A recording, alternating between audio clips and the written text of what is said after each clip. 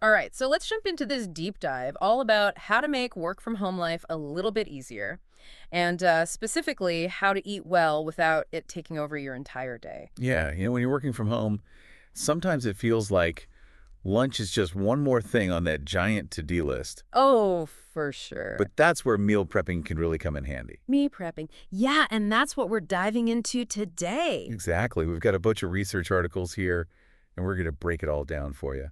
Awesome. I'm excited to hear what the experts have to say about this. Yeah, and it goes way beyond just saving a few minutes here and there. Okay. Think about it. You're making a ton of decisions all day long when you're working from home, right? Oh, yeah, constantly. So meal prepping, it's like it takes that one stressor off your plate, Literally. literally lets you focus on what actually matters, Yeah. Tell me about decision fatigue.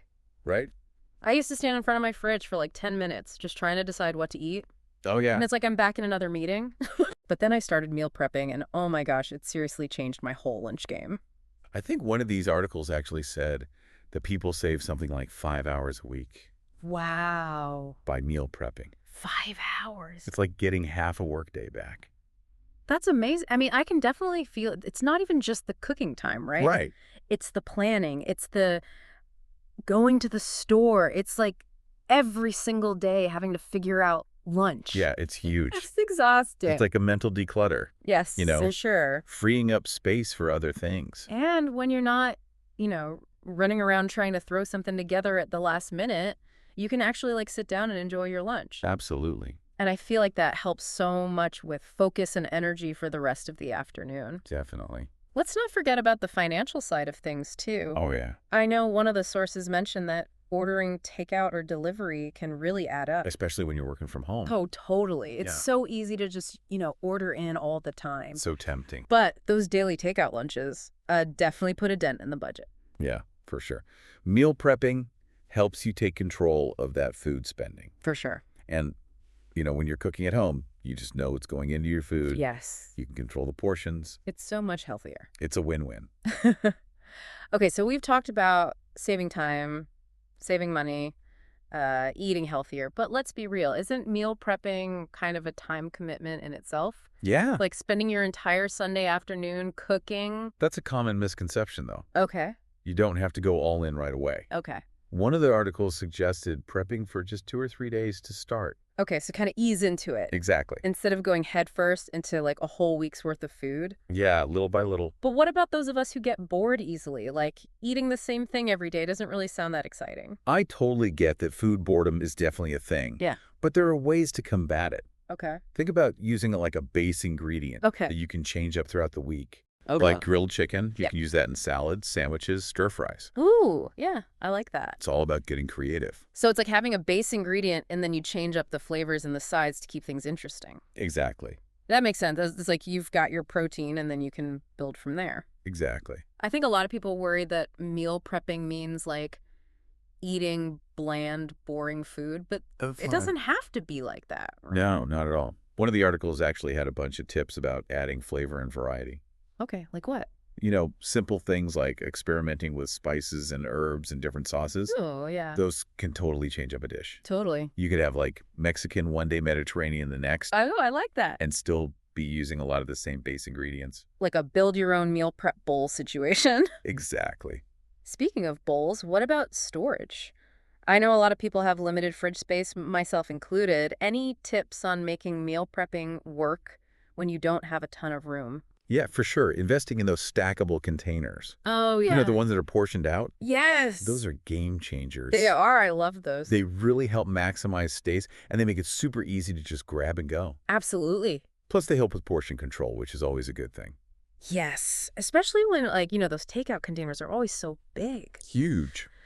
So we've covered saving time, saving money, eating healthier, but I kind of want to touch on something else too. Okay.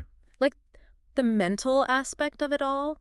Doesn't planning and prepping your meals also kind of free up mental space? 100%. It's like you said, taking one more thing off your to-do list. Right. You've already got your meals figured out. You don't have to worry about it. It's such a relief, especially when you're trying to juggle, work and home and everything. Totally. It's like, I don't need the Sunday scaries every single day at lunchtime. I know, right? But what about those days where, your schedule kind of goes out the window? Yeah. Like meetings run late, things come up.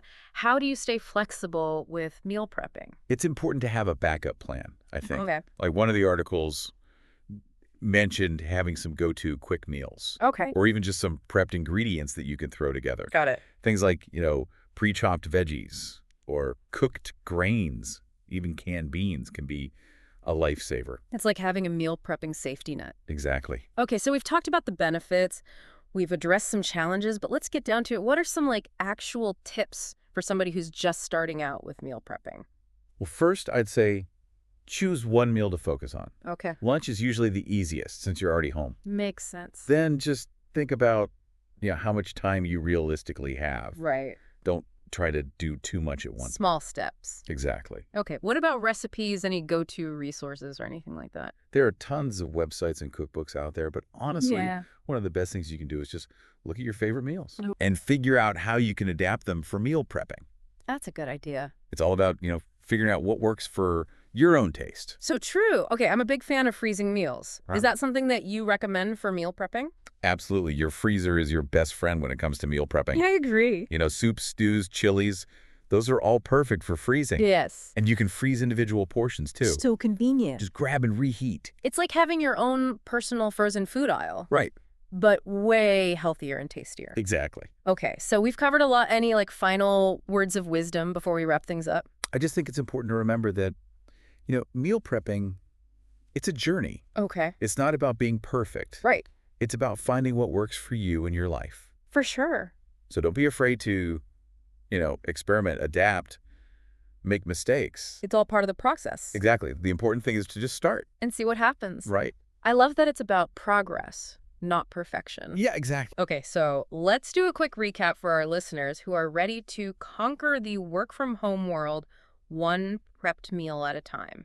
All right. So we started by talking about those pain points. Mm-hmm. The time crunch, Yeah. the decision fatigue, maybe even just the guilt of ordering takeout again. Right. And it turns out meal prepping is like the superhero of your workday. Exactly. It saves you time and saves you money, and it really helps you make healthier choices. Plus, don't forget about that mental decluttering. Oh, yeah. Having your meals ready to go frees up so much space in your brain For sure. for all the other stuff. Right, for actual work and life. It's like this domino effect, Yeah. You streamline your meals, and it just creates this ripple of positive changes I love that. throughout your whole day. And we talked about how to actually make this work for real life, starting small, Yeah. finding flexible solutions, Right. using that freezer The freezer is key. as your secret weapon. For sure. I think what really resonated with me is that it's not even just about the practical stuff. It's also about fostering a healthier relationship with food. Absolutely.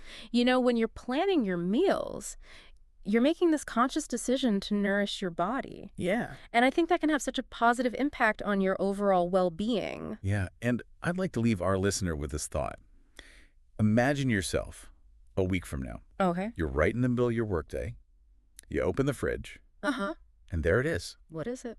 A delicious homemade meal just waiting for you. Wow. What is it? What will it be? That is the question. And what small step can you take today Yeah. to make that a reality? I love that. And we want to hear from you. Yes. Share your meal prepping stories, your favorite recipes, Definitely. your biggest meal prepping fails. Let's hear it all. Let's create a community here as we navigate this wonderful world of work-from-home life, one delicious meal at a time. Remember, every journey starts with a single step. That's right. So go ahead, take that first step. You got this. That's a wrap on our deep dive into meal prepping for the work-from-home lifestyle.